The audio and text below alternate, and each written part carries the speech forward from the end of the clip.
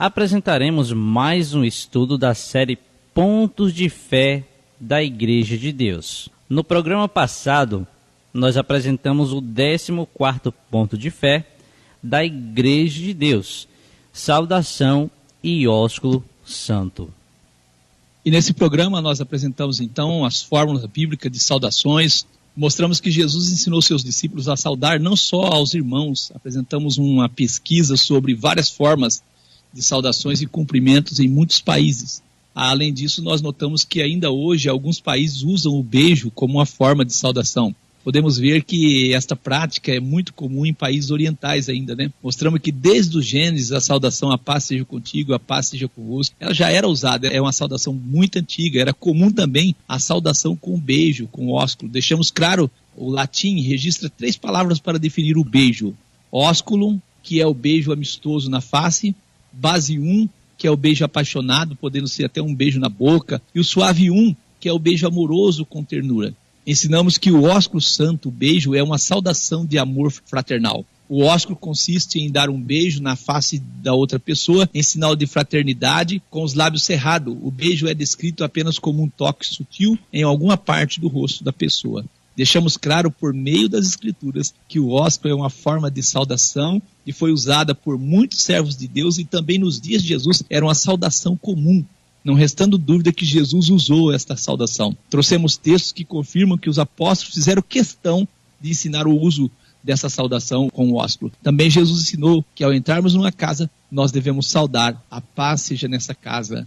E eu digo que como filhos de Deus, não devemos usar a saudação ensinada pelo mundo, mas sim a saudação ensinada pelas Escrituras. Não podemos chegar, bom dia, boa tarde, depois paz seja contigo. É melhor dizer, a paz seja contigo. Se a pessoa dizer bom dia, a gente diz bom dia para você também. Como nós costumamos dizer, se você não acompanhou a apresentação do 14º ponto de fé, solicite o áudio, pois temos certeza que seu entendimento será maior a partir do estudo deste ponto, graças a Deus. E hoje, então, nós apresentaremos o 15º ponto de fé da Igreja de Deus, a ceia do Senhor e o lava-pés. E para a nossa reflexão, nós trazemos aqui um texto que está em 1 Coríntios 10, versículo 16 e 17. Porventura, o cálice de bênção que abençoamos não é a comunhão do sangue de Cristo? O pão que partimos não é porventura a comunhão do corpo de Cristo? Porque nós, sendo muitos, somos um só pão e um só corpo, porque todos participamos do mesmo pão. Cremos nós que a celebração da ceia do Senhor é uma ordenação do Senhor Jesus para a igreja. Você sabe, meu amigo, quando foi instituída a ceia? Quando foi instituída a ceia? Jesus, ele instituiu a ceia num jantar de Páscoa. Poucas pessoas sabem isso. A ceia não substituiu a Páscoa, como muita gente pensa, e não é isso que aconteceu. No registro do Evangelho do nosso irmão Marcos 14, versículo 12 ao 18, diz assim: E no primeiro dia dos pães ázimos, quando sacrificavam a Páscoa, disseram-lhe os discípulos: Onde queres que vamos fazer os preparativos para comer a Páscoa? E enviou 2 dos seus discípulos e disse Jesus: Ide à cidade a um homem que leva um cântaro de água. Ao encontrá-lo, segui-o. E onde quer que ele entrar, dizei ao senhor da casa: O mestre diz: Onde está o aposento em que hei de comer a Páscoa com os meus discípulos? E este homem vos mostrará um grande cenáculo mobilado e preparado. Preparai ali. E saindo os seus discípulos, eles foram à cidade e acharam como Jesus tinha dito o homem, e prepararam a Páscoa ali. E chegando à tarde, foi Jesus com os seus 12 discípulos, e quando estavam sentados a comer, disse Jesus: Em verdade eu vos digo que um de vós que comigo come, há de trair-me. E comendo eles, estavam comendo, sentado ali naquele jantar de Páscoa comendo, tomou Jesus o pão e abençoou e partiu e deu-lo e disse: Tomai, comei, isto é o meu corpo. E tomando também o cálice ali da mesa, dando graça, deu-lo a todos, e todos beberam dele, e disse: Isto é o meu sangue, o sangue do Novo Testamento, que por muitos é derramado. Assim nós temos então aqui que Jesus estava sentado no jantar de Páscoa e toma alimentos ali daquele jantar e dá graça, dando um sentido diferente para aquele alimento que estava posto naquela mesa. Amém. Repetimos, a Páscoa não foi substituída pela ceia. A Páscoa é uma comemoração para o povo israelita que comemora a saída do Egito, e a ceia, uma celebração para o povo que faz parte da nova aliança. Amém. O significado da palavra ceia. O significado da palavra ceia, como a gente leu, Jesus estava em uma ceia. Então qual é o seu significado? Ação ou efeito de cear. E aí nós vemos, Ministro Lucas, que a última refeição, né, que se faz antes de dormir, refeição da noite, jantar. Então, a partir dessa informação, que interessante, a ceia, ela é de noite. Podemos chamar de ceia uma refeição no meio-dia, Ministro Lucas? Não é possível, né? Então tem muitos grupos religiosos que dizem que estão fazendo a ceia, fazem no meio do dia, não é isso? Isso. É ceia, é isso? Não. E nós temos um exemplo aqui em João 12, versículo 1 e 2. Foi, pois, Jesus, 6 dias antes da Páscoa, a Betânia, onde estava Lázaro, o que falecera, e a quem ressuscitara dentre os mortos. Fizeram-lhe, pois, ali uma ceia, e Marta servia, e Lázaro era um dos que estavam à mesa com ele. Então nós vemos um exemplo de ceia, ou seja, um jantar na casa de Lázaro. O termo também é Santa Ceia, é muito falado no meio evangélico, mas não é encontrado nas Escrituras. Parece que esse termo é usado para diferenciar esse jantar dos demais. Não é isso, cooperador Giliard? Parece que usam Santa Ceia, quer dizer, um jantar santo, né? Sim. Não que os outros não sejam santos, mas dando um significado, um sentido mais amplo para esse jantar. Amém. Já o termo Ceia do Senhor ocorre uma única vez nas Escrituras. Esse texto está em 1 Coríntios 11, 20, de sorte que quando vós ajuntais num lugar, não é para comer a ceia do Senhor. Nosso irmão Paulo fala isso porque as pessoas sentavam ali, não era para comer a ceia do Senhor, mas era para se saciar, né? Sim. Era para encher o estômago e saciar, por isso ele disse, vocês comem em casa. A ceia do Senhor deve ser celebrada anualmente e sempre na noite em que Jesus foi traído. 1 Coríntios 11, versículo 23 ao 26. Porque eu recebi do Senhor que também vos ensinei, que o Senhor Jesus, na noite em que foi traído, tomou o pão. Na noite que foi traído, interessante. E tendo dado graças, o partiu e disse, tomai, comei, isto é o meu corpo que é partido por vós. Fazeis isto em memória de mim. Semelhantemente, também, depois de cear, tomou o cálice, dizendo, este cálice é o Novo Testamento no meu sangue. Fazei isto todas as vezes que beberdes em memória de mim. Porque todas as vezes que comerdes este pão e beberdes este cálice, anunciais a morte do Senhor até que venha. Então nós vemos que nós temos que fazer memória da noite em que Jesus foi traído, Ministro Lucas. Amém. Então a ceia do Senhor, nós podemos dizer, tem dia e hora marcada, não é isso? Isso. E é uma vez ao ano, no ano, segundo o calendário bíblico, dia 14 de Abib ou Nisan, no seu início, ou seja, na parte escura, dando o dia 3 após o pôr do sol, nesse mesmo dia que o Mestre Jesus instituiu, foi nesse dia. A data da Páscoa bíblica é fixa. Se nós lermos Êxodo 12, nós vamos ver. Ela é quem determina a data da ceia, pois Jesus foi sacrificado na véspera da Páscoa. Então, qual ligação tem a Páscoa com a ceia? A única coisa que existe é a data. Isso. Por quê? Porque a data coincidiu, aquele momento, Jesus seria o Cordeiro Pascual naquela data, não é isso? Isso. Então, a data fixa, a Páscoa. Qual a ligação da Páscoa com a ceia? É apenas a data. A ceia do Senhor acontece na data da Páscoa. Foi a data em que Jesus foi sacrificado por nós. E assim nosso irmão Paulo escreveu em 1 Coríntios 5, versículo 7, alimpai-vos, pois, do fermento velho, para que sejais uma nova massa, assim como estáis sem fermento, porque Cristo, nossa Páscoa, foi sacrificado por nós. Amém. Todo ano era sacrificado um cordeiro pascual, e no ano da morte de Jesus, Jesus foi o cordeiro pascual. Qual é o objetivo da celebração da ceia do Senhor? Com que objetivo nós fazemos esta celebração? Com que objetivo? 1 Coríntios 11, versículo 23 ao 26, nosso irmão Paulo diz, porque eu recebi do Senhor que também vos ensinei, que o Senhor Jesus, na noite em que foi traído, tomou o pão, e tendo dado graças, o partiu e disse, tomai, comei, isto é meu corpo que é partido por vós. Fazei isto em memória de mim. E semelhantemente também, depois de cear, tomou o cálice, dizendo, este cálice é o Novo Testamento no meu sangue. Fazei isto todas as vezes que beberdes em memória de mim. Porque todas as vezes que comerdes este pão e beberdes este cálice, anunciais a morte do Senhor até que venha. Então aí, esse verso fala sobre o objetivo da ceia do Senhor, Mr. Lucas. Então, continuando. Fazer isso em memória de mim. Fazer isso todas as vezes que beberdes em memória de quem? Dele, de Jesus. Mim. Todas as vezes que comerdes esse pão e beberdes esse cálice, anunciais a morte do Senhor até que venha. O que o nosso irmão Paulo quer nos ensinar aqui?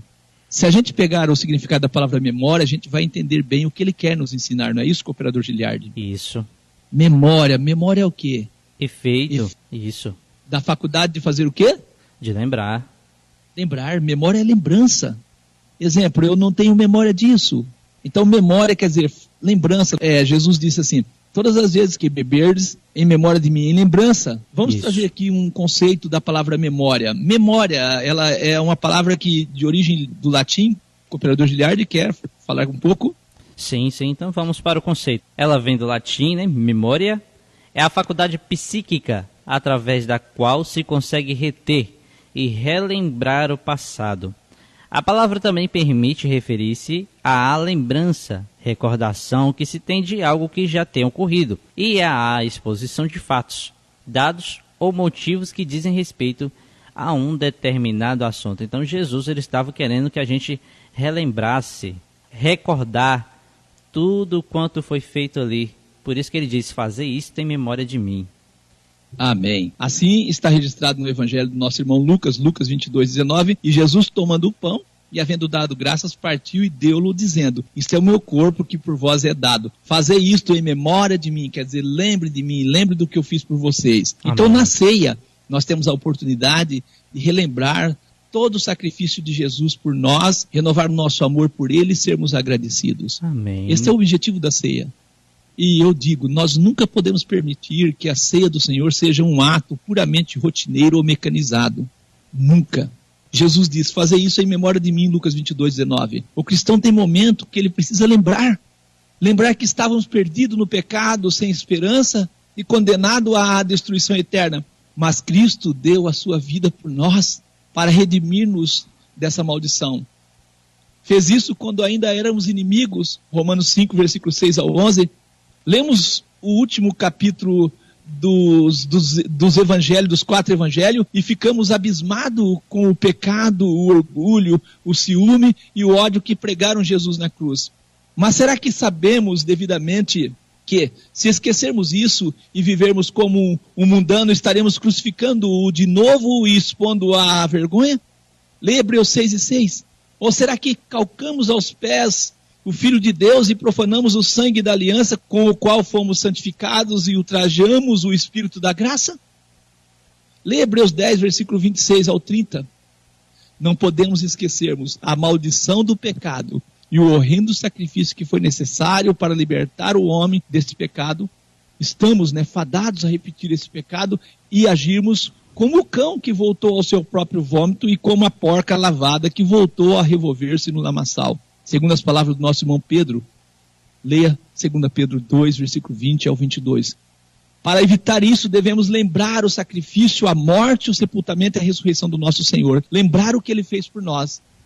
Em sua sabedoria, o Senhor nos deu uma celebração, a ceia, para sempre termos Jesus Cristo diante de nós. Ele não nos deu estátuas, cruzes, quadros, imagem ou qualquer coisa terrena, mas nos providenciou uma simples participação do pão, asmo e do fruto da vide, para lembrarmos o seu sacrifício, tudo o que ele fez por nós. E assim a ceia tem esse objetivo. A celebração da ceia do Senhor não apenas nos faz olhar para trás, para o sacrifício dele, de Jesus, mas também nos impulsiona a olhar para frente com esperança. Ao lembrarmos a sua ressurreição, estamos sempre lembrando que isso é uma promessa da nossa própria ressurreição. E assim anunciamos a morte do Senhor até que ele venha. Com a lembrança de seu sacrifício por nós, a esperança de uma recompensa, a coroa da vida, e a sua palavra, ela nos orienta nesse sentido. Como é possível falharmos? Se a recordarmos, não será possível falharmos. A resposta a essa pergunta é que não falharemos se nós lembrarmos. Mas assim como os israelitas esqueceram e perderam a vida, assim também podemos esquecer e perder a coroa da vida eterna. Nosso irmão Paulo advertiu a igreja de Corinto que muitos estão fracos, doentes e outros dormem porque perderam o verdadeiro sentido da ceia do Senhor. Estavam tomando sem discernir o corpo. Que insulto para Cristo é participarmos da ceia do Senhor sem pensarmos no seu sacrifício. Já pensou participarmos da ceia sem pensarmos no sacrifício de Jesus, sem fazermos essa recordação? O próprio ato, que tem o objetivo de ajudar-nos a lembrar, acaba sendo assim o meio de esquecermos. Eu digo que isso não aconteça, pois também Cristo, nosso Cordeiro Pascal, foi imolado. E por isso celebremos a ceia do Senhor, não com o velho fermento, nem com o fermento da maldade, da malícia, mas sim com os asmos da sinceridade e da verdade. Que tipo de pão nós devemos usar então, cooperador Giliardi? Somente pão sem fermento deverá ser usado na ceia do Senhor. Por duas razões a gente pontua. Este é o que Jesus usou, ou seja, Jesus usou na noite. E este é o símbolo apropriado para o sacrifício perfeito de Jesus. Então agora, ministro Lucas, nós vamos considerar a evidência bíblica apoiando as duas razões que nós falamos. O pão sem fermento, como o irmão cooperador Giliardi já falou, é o que Jesus usou. Isso. E nos relatos de Mateus 26, 17 a 30, Marcos 14, 12 ao 26, Lucas 22, 7 ao 23, tornam claro que Jesus comeu a ceia do Senhor com os apóstolos durante os dias dos pães asmos, não é? Isso. Os pães sem fermento. E durante a Páscoa que se originou quando os israelitas estavam preparados para sair da sua servidão no Egito, o consumo de fermento era terminalmente proibido. Está escrito em Êxodo 12, 15 isso. Então não há dúvida de que o pão que Jesus usou na primeira ceia do Senhor não era fermentado. Amém. Isto, por si só, é a razão suficiente para se usar somente pão sem fermento na ceia do Senhor, pois os verdadeiros discípulos de Cristo sempre procuram seguir o seu exemplo e instrução. Nesse sentido, nosso irmão Paulo escreveu em 1 Coríntios 11, 1: Sede meus imitadores, como também eu sou de Cristo. Graças a Deus. E o pão sem fermento é o símbolo apropriado para o sacrifício perfeito de Jesus. E aí nós temos uma orientação no livro de Levítico 2, versículo 11. Nenhuma oferta de alimentos que oferecerdes ao Senhor se fará com fermento, porque de nenhum fermento nem de mel algum oferecereis oferta queimada ao Senhor. Então nós recebemos a orientação sem nenhum fermento, e por isso mais uma evidência do pão como um símbolo apropriado que ele deve ser sem fermento. E assim nós, então, para tanto, devemos preparar o pão que deve ser somente com trigo, de preferência nós falamos o trigo integral, né? Isso. E deve ser feito com azeite de oliva da melhor qualidade que você encontra, sal e água pura, água pura. Esses são os ingredientes para o pão. E nós costumamos orientar que esse pão seja feito pelo próprio presbítero, o próprio diácono, ou alguém que seja capacitado para fazer ele, né? Amém. Nós recomendamos isso. Do mesmo modo também o vinho, o fruto da vide, deve ser preparado por irmãos ou pelo pastor para que não contenha estabilizante, corante, conservante ou coisa do gênero. Eu digo aqui, eu não acho prudente realizarmos a ceia do Senhor com vinho fermentado ou alcoólico. Nós temos registro lá, nenhuma oferta de alimentos que se oferece ao Senhor se fará com fermento. Levíticos 2, 21. Jesus, durante o seu ministério, se apresentava como o pão que desceu do céu. Ele dizia ser o pão que desceu do céu. Lá em João 6, versículo 32 ao 35, disse-lhes, pois, Jesus. O que Jesus disse? Na verdade vos digo, Moisés não vos deu o pão do céu, mas meu Pai vos dá o verdadeiro pão do céu. Porque o pão de Deus é aquele que desce do céu e dá vida ao mundo. E disseram-lhe, pois, Senhor, dá-nos sempre desse pão. E Jesus lhes disse, eu sou o pão da vida. Aquele que vem a mim não terá fome, e quem crê em mim nunca terá sede. Jesus, o pão da vida. Glória a Deus. Vamos ver então a importância de participarmos da ceia do Senhor. Muitas pessoas dizem assim, mas qual a importância de participarmos da ceia do Senhor? Assim eu convido você para nós lermos João 6, versículo 47 ao 58. Jesus disse, na verdade vos digo, que aquele que crê em mim tem a vida eterna. Eu sou o pão da vida. Vossos pais comeram o maná do deserto e morreram. Este é o pão que desce do céu, para que o que dele comer não morra. Eu sou o pão vivo que desceu do céu. Se alguém comer desse pão, viverá para sempre. E o pão que eu der é a minha carne, que eu darei pela vida do mundo, pela vida do mundo. Disputava, pois, os judeus entre si, dizendo: como nos pode dar este a sua carne a comer? Jesus, pois, disse: na verdade eu vos digo que, se não comerdes a carne do Filho do Homem, não beber o seu sangue, não tereis vida em vós mesmo. Quem come a minha carne e bebe o meu sangue tem a vida eterna, e eu o ressuscitarei no último dia. Porque a minha carne verdadeiramente é comida, e o meu sangue verdadeiramente é bebida. Quem come a minha carne e bebe o meu sangue permanece em mim, e eu nele. Assim como o Pai que vive me enviou, e eu vivo pelo Pai, assim quem de mim alimenta também viverá por mim. Este é o pão que desceu do céu. Não é o caso dos vossos pais que comeram o maná e morreram. Quem comer esse pão viverá para sempre. Você viu, meu amigo, a importância de ceiarmos? A nossa ressurreição é garantida por participarmos da carne e sangue do nosso Senhor Jesus, a ceia do Senhor. Ah, eu não participo. A nossa ressurreição, a nossa salvação depende de estarmos participando da comunhão do corpo e do sangue do nosso Senhor Jesus, o Cristo. E é nesse sentido é que o nosso irmão Paulo, ele escreveu em 1 Coríntios 10, versículos 16 e 17. Ele diz: porventura o cálice de bênção que abençoamos não é a comunhão do sangue de Cristo? Não é um cálice comum, mas é a comunhão do sangue de Cristo. O pão que partimos não é porventura a comunhão do corpo de Cristo? Porque nós, sendo muitos, somos um só pão e um só corpo, porque todos participamos do mesmo pão. A ceia, assim entendemos que por meio da ceia do Senhor nós tornamos um só corpo com Jesus e com os nossos irmãos. Amém. Eu acredito que Jesus, ele está trazendo para nós algo muito importante a respeito da ceia, um sentido bastante amplo para a ceia. A ceia não pode ser um ato mecanizado, algo comum. Mas a ceia nos traz uma memória muito profunda a respeito da nossa fé em nosso Senhor Jesus, do nosso amor para com Deus, pelo nosso agradecimento a Deus, a nosso Senhor Jesus pelo sacrifício feito por nós. E nós costumamos fazer o lava-pés juntamente, não é isso, cooperador Giliardi? Ali no momento da ceia, né? Isso, então, nós acreditamos, ministro e ouvintes, que ao instituir o lava-pés, é por isso que a Igreja de Deus faz, porque Jesus instituiu o lava-pés. Ele queria destruir todo o sentimento de exaltação e superioridade, pois esses sentimentos podem excluir o crente do corpo de Cristo, né? É isso que nós veremos agora. Vamos apresentar o motivo da instituição do lava-pés. Amém. E assim nós temos um registro em Lucas 22, versículo 24 ao 27. E houve também entre eles contenda sobre qual deles parecia ser o maior. E ele lhes disse: o rei dos gentios domina sobre eles, e os que têm autoridade sobre eles são chamados benfeitores. Mas não serei vós assim. Antes o maior entre vós seja como o menor, e quem governa como quem serve. Pois qual é maior, quem está à mesa ou quem serve? Porventura não é quem está à mesa?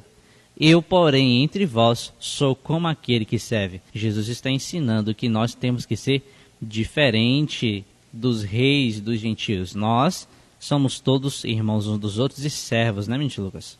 E corpo de Cristo. Isso. Quem é maior? Havia contenda entre eles. Quem é o maior? E assim nós temos o registro em João 13, versículo 1 ao 6, que diz assim: ora, antes da festa da Páscoa, sabendo Jesus que já era chegada a sua hora de passar deste mundo para o Pai, como havia amado os seus que estavam no mundo, amou-os até o fim. E acabada a ceia, tendo o diabo posto no coração de Judas Iscariote, filho de Simão, que o traísse, Jesus, sabendo que o Pai tinha depositado nas suas mãos todas as coisas e que havia saído de Deus e ia para Deus, levantou-se da ceia, tirou as vestes e, tomando uma toalha, cingiu-se. Depois Jesus deitou água na bacia e começou a lavar os pés aos discípulos e a enxugá-los com a toalha com que estava cingido. Aproximou-se, pois, de Simão Pedro, que lhe disse: Senhor, tu lavas meus pés a mim? Não, tu lavas os pés a mim? Perguntou. Percebe então que Jesus faz o que realmente ele falou. Eu, Isso. porém, entre vós sou como aquele que faz o quê? Serve. Que serve. E assim no capítulo 13, versículo 7 a seguir nós temos: respondeu Jesus e disse a Pedro: o que eu faço não sabes tu agora, mas tu saberás depois. E disse-lhe Pedro: nunca, nunca me lavarás os pés. Respondeu-lhe Jesus: se eu não te lavar os pés, não tem parte comigo. E disse-lhe Simão Pedro: Senhor, não só os meus pés, mas também a mão e a cabeça. Pedro não queria perder a comunhão com Jesus. Aí Jesus disse para ele: aquele que está lavado não necessita lavar senão os pés, pois no mais tudo está limpo. Ora, vós estáis limpo, mas não todos. Porque bem Jesus sabia quem o havia de trair, por isso disse: nem todos estáis limpos. Depois que lavou os pés dos discípulos, tomou as suas vestes e assentou-se outra vez à mesa e disse: Jesus perguntou para eles: entendei o que eu vos tenho feito? Vós me chamais mestre e senhor, e dizeis bem porque eu sou. Ora, se eu, senhor e mestre, vos lavei os pés, vós deveis também lavar os pés uns dos outros, porque eu vos dei o exemplo, para que como eu vos fiz, façais vós também. Na verdade vos digo, que não é o servo maior do que o seu senhor, nem o enviado maior do que aquele que o enviou. E Jesus disse no versículo 17, se sabeis essas coisas, bem-aventurados sois, se as fizerdes. Jesus sabia que o sentimento de superioridade pode pôr em desarmonia o seu corpo, a igreja de Deus. Ele sabia disso. E por isso ele ensinou, por esse ato de humildade, que nós devemos usar o exemplo dele de não querermos ser superior a ninguém, de não querer ser maior do que ninguém, e sabermos que nós somos uma partícula do seu corpo, e como corpo de Jesus, nós temos que estar em harmonia com os nossos irmãos. E assim nós podemos ver que o lava-pés é realizado durante a comunhão da ceia do Senhor, em obediência à ordem de Jesus, e é um exemplo de humildade dado por ele. Lucas 14, versículo 11. Portanto, qualquer que a si mesmo se exaltar, será humilhado, e aquele que a si mesmo se humilhar, será exaltado. Então nós vemos as palavras de Jesus. Há uma ideia, cooperador Giliardi, das pessoas que eles acham que Jesus fez isso unicamente naquele momento e pronto. Não, Jesus disse: eu vos dei o exemplo, fazei. Jesus mandou fazer. Isso. Eu quero aqui apresentar provas de que o lava-pés era uma prática na igreja de Deus. Na igreja de Deus havia pessoas necessitadas, e aí nosso irmão Paulo, ele escreve ao nosso irmão Timóteo, em 1 Timóteo 5, versículo 9 e 10, e ele diz para fazer uma inscrição dessas irmãs, pessoas que precisavam de auxílio. Aí ele diz assim: nunca seja inscrita viúva com menos de 60 anos, e só a que tenha sido mulher de um só marido, e tendo testemunho de boas obras, os filhos, se exercitou hospitalidade, se lavou os pés aos santos, se socorreu os aflitos, se praticou toda boa obra. Se lavou os pés dos santos, ele está dizendo se tem comunhão com a igreja, se está em comunhão com o corpo de Cristo, se está de fato fazendo parte do corpo de Cristo. Então o lava-pés, se lavou os pés dos santos, era uma prática dentro da igreja de Deus. Amém. E assim nós queremos encerrar com Filipenses 2, versículo 3 ao 5. Nada façais por vanglória, mas por humildade, cada um considere os outros superiores a si mesmo. Não atente cada um para o que é propriamente seu, mas cada qual também para o que é dos outros, de sorte que haja em vós o mesmo sentimento que houve também em Cristo Jesus. Nada façais por contenda ou por vanglória, de sorte que haja em vós o mesmo sentimento que houve também em Cristo Jesus. É isso que Deus espera de nós, é isso que Jesus espera de nós como corpo de Cristo. Nós não somos superiores a ninguém. Podemos ter uma responsabilidade uns mais do que os outros, mas não somos superiores. Isso não nos faz sermos donos da igreja, isso não nos faz sermos cabeça da igreja, porque a igreja já tem um cabeça. Nós não somos dono, nós não podemos apacentarmos segundo a nossa vontade, mas segundo a vontade do nosso Senhor Deus, por meio de Cristo Jesus, o nosso Senhor. Nosso próximo programa, o 16º ponto de fé, o uso do véu para a mulher. Que Deus te abençoe. Para nós é uma alegria, né, cooperador Giliardi, estarmos compartilhando a palavra do nosso Deus. Graças a Deus. Então a você, todos os ouvintes, eu agradeço a Deus por mais uma oportunidade de estar aqui na Rádio Encontro com Deus, compartilhando com você esse conhecimento das Escrituras, como bem disse o nosso ministro Lucas Marcolino. A voz é nossa, mas a palavra é de Deus. Graças a Deus por isso. Então, nesse instante, eu entrego a oportunidade ao ministro Lucas e ele fica à vontade também para fazer a oração final.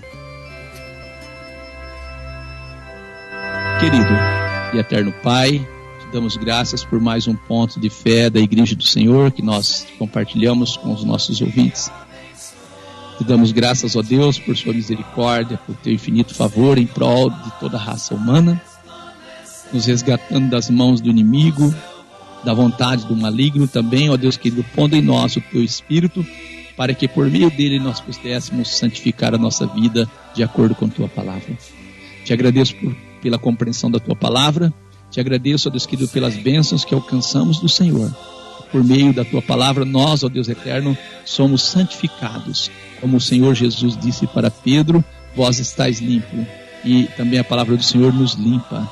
E assim nós, ó Deus, te agradecemos por tudo. Eu oro nesse momento por este ouvinte que está sempre, ó Deus, acompanhando as programações, por encorajamento. Que o Senhor possa encorajar eles, ó Deus, para tomar decisão ao teu lado, fazendo compromissos, assim aceitando, ó Deus querido, uma aliança com Cristo, com o nosso Senhor Jesus. Te agradeço pela oportunidade de estarmos por meio da rádio Encontro com Deus, levando, ó grande Pai, a tua palavra com verdade aos corações.